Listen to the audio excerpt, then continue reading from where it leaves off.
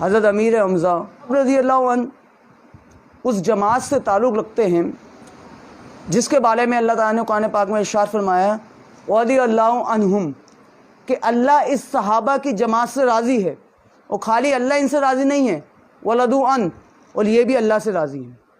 تو یہ وہ جماعت ہے، اور حضرت امیر حمزہ رضی اللہ عنہ اس جماعت سے تعلق رکھتے ہیں کہ جس جماعت کو اللہ نے دنیا ہی میں اپنی رضا کی سند دے دی۔ اور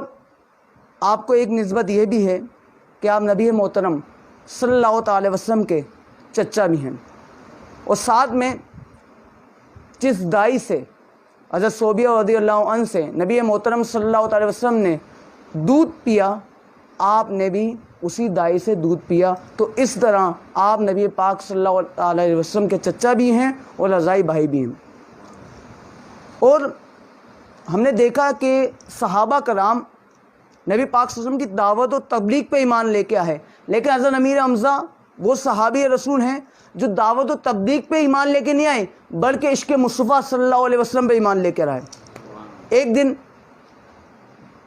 آپ شکار پہ گئے ہوئے تھے کہ ابو جہل نے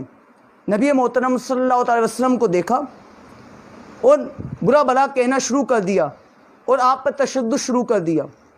جب حضرت امیر حمزہ رضی اللہ عنہ واپسی لوٹے تو ان کی لونڈیوں نے بتایا کہ آپ کے بھتیجے کو ابو جہل نے بڑا برا بھلا کہا اور ان پہ تشدد کیا ہے۔ تو آپ غصے میں گئے اور حرم کعبہ کے سین میں ابو جہل اپنے حواریوں کے ساتھ بیٹھا ہوا تھا، آپ نے ابو جہل کو پکڑا اور بہت مارا، اور جب بدلہ لے لیا آپ نبی محترم صلی اللہ علیہ وسلم کی بارگاہ میں حاضر ہوئے، اے بھتیجے میں نے تمہارا بدلہ لے لیا ہے۔ نبی پاک فرماتے ہیں صلی اللہ علیہ وسلم میں خوش نہیں ہوا۔ تو حضرت امیر حمزہ فرماتے ہیں اے میرے پیارے بھتیجے آپ کس چیز سے خوش ہوں گے، میں آپ کا بدلہ تو لے کے آ چکا ہوں۔ نبی پاک صلی اللہ علیہ وسلم فرماتے ہیں میں اس وقت خوش ہوں گا کہ جس رب پر میں ایمان لایا ہوں آپ بھی اس رب پہ ایمان لے آئیں۔ تو حضرت امیر حمزہ فرماتے ہیں چلیں پھر آپ اس میں خوش ہیں تو چلیں آپ مجھے اپنا کلمہ پڑھا دیں، مجھے بھی اس رب کا بندہ بنا دیں۔ تو اس طریقے سے آپ عشق مصطفیٰ میں گم ہو کر ایمان لے کے آئے، اور نبی پاک صلی اللہ علیہ وسلم سے آپ بھی بڑی محبت کرتے تھے اور نبی پاک بھی آپ سے بڑی محبت کیا کرتے تھے۔ ایک دن نبی پاک صلی اللہ علیہ وسلم حضرت امیر حمزہ سے پوچھتے ہیں اے چچا یہ تو بتاؤ آپ بڑے ہو یا میں بڑا ہوں، آپ بڑے ہو یا میں بڑا ہوں؟ حضرت امیر حمزہ فرماتے ہیں بڑے تو آپ ہیں لیکن دنیا میں جلتی پہلے میں آ گیا، یعنی بڑے آپ ہیں دنیا میں پہلے میں آ گیا ہوں۔ آپ نبی پاک صلی اللہ علیہ وسلم سے تقریباً 2 سے 3 سال بڑے تھے اور اتنے بہادر تھے کہ اسلام نے جہاں حضرت عمر رضی اللہ عنہ سے اسلام کو تقویت بخشی ہے وہیں حضرت امیر حمزہ سے بھی اسلام کو تقویت بخشی ہے۔ جب پہلی مرتبہ 40 صحابہ کے ساتھ نبی پاک صلی اللہ علیہ وسلم نے حرم کعبہ میں نماز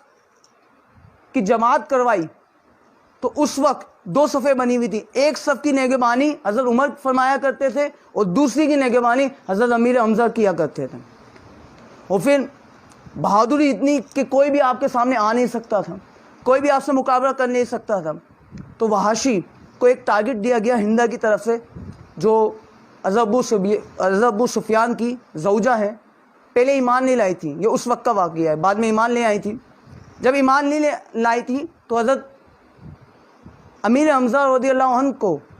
شہید کرنے کا ایک پلان بنایا گیا اور وحشی کو بتایا گیا کہ اگر تم ان کے سامنے مقابلے میں جاؤ گے تو تم بچ نہیں پاؤ گے، تمہیں بخشیں گے نہیں، تمہیں واسطے جہنم کر دیں گے،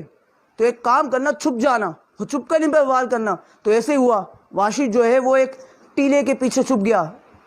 اور دیکھا جیسے حضرت امیر حمزہ پیچھے مڑے انہوں نے ایک نیزہ پھینکا اور حضرت امیر حمزہ کی پیٹھ پہ وار کیا۔ حضرت امیر حمزہ رضی اللہ عنہ 15 شوال احد کی لڑائی میں غزوہ احد میں شہید ہو گئے، اور جب آپ شہید ہو گئے وحشی نے آپ کے سینے کو چیرا، آپ کا کلیجہ مبارک نکالا گیا اور پھر آپ کو کا کلیجہ ہندہ نے باقاعدہ چپایا، پھر اس کے بعد آپ کی ناک مبارک، ہونٹ مبارک، آنکھ مبارک، آپ کے کان مبارک کو کاٹا گیا، نکالا گیا اور اس کے ہار بنائے گئے، بڑا درد پہنچایا گیا۔ نبی پاک صلی اللہ علیہ وسلم نے جب یہ منظر دیکھا نبی پاک بڑا آپ دیدہ ہوئے. نبی پاک صلی اللہ علیہ وسلم آپ سے بڑی محبت فرماتے تھے اور بار بار یہ فرمایا کرتے تھے کہ یہ جو حضرت امیر حمزہ ہے نا یہ اسد اللہ ہیں وہ اسد الرسول اللہ ہیں, یہ اللہ کے بھی شہر ہیں اور یہ رسول اللہ کے بھی شہر ہیں, بار بار فرمایا کرتے تھے. لیکن جب یہ منظر دیکھا نبی پاک صلی اللہ علیہ وسلم بڑے آبدیدہ ہوئے اور جب بعد میں وحشی اور ہندا جب ایمان لے آئے تو نبی پاک صلی اللہ علیہ وسلم ان سے کہتے تھے میرے سامنے مت آیا کرو, جب تم میرے سامنے آتے ہو نا مجھے اپنے چچا کی یاد آ جاتی ہے. تو آپ کو بڑی بے دردی کے ساتھ شہید کیا گیا, آپ پر ظلم و ستم کیا گیا اور پھر شہادت کے بعد بھی آپ کے جسم مبارک کی بڑی توہین ہوئی اور نبی پاک صلی اللہ علیہ وسلم بڑے آپ دیدہ ہوئے. یہاں تک کہ جب یہ معاملہ درپیش ہوا, حضرت صفیہ جو نبی پاک صلی اللہ علیہ وسلم کی پھپھی تھی اور حضرت حمزہ کی بہن تھی, جب ان کو یہ پتہ چلا وہ دوڑی چلی آئیں. نبی پاک صلی اللہ علیہ وسلم نے ان کو روکنا چاہا کہ آپ یہ منظر دیکھ نہیں پائیں گی, اپنے بھائی کو اس حالت میں اس کنڈیشن میں دیکھ نہیں پائیں گے. انہوں نے کہا کہ میں نے اللہ کی ذات پر بھروسہ کیا ہے اور میں صبر کے ساتھ آئی ہوں. پھر نبی پاک صلی اللہ علیہ وسلم نے ان کو آنے دیا. پھر نبی پاک صلی اللہ علیہ وسلم نے اسی جبل احد کے ساتھ ہی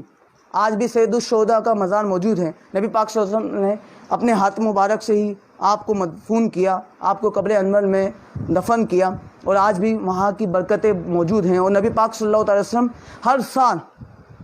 سید الشہداء کے مزار پہ چاہا کرتے تھے اور آپ کو سید الشہداء کا لقب دیا, یعنی شہداء کے سردار کا, یعنی جتنے شہید گزرے ہیں سب کے سردار آپ رضی اللہ عنہ کو بنایا گیا. اور پھر نبی پاک صلی اللہ علیہ وسلم ہر سال